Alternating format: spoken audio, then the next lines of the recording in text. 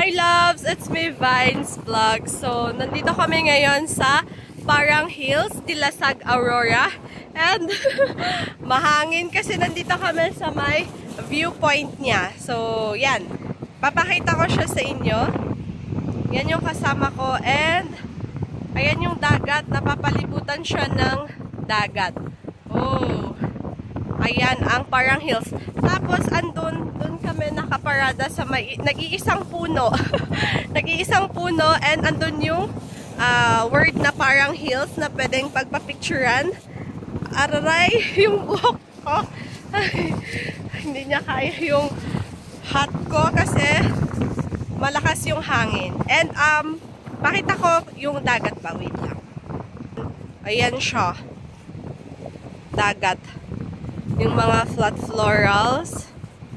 Yan, talagang dito yung view niya talaga na ano, kita. Hindi ko sure if naririnig yung boses ko din kasi puro alon naririnig namin. Hangin. Ayan. So, merong entrance fee pala, 30 pesos. And tama naman si Google Map. Yun lang. Pwede ka nang mag-unli pictures, mag-unli video dito.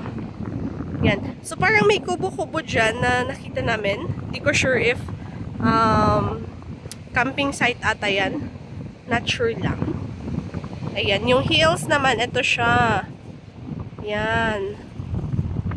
Parang umuulan ba sa banda dun?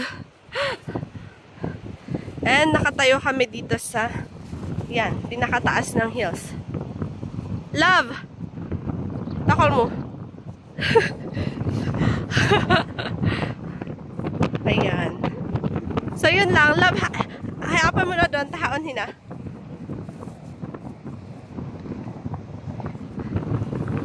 Badam. Haon. Hindi na lang.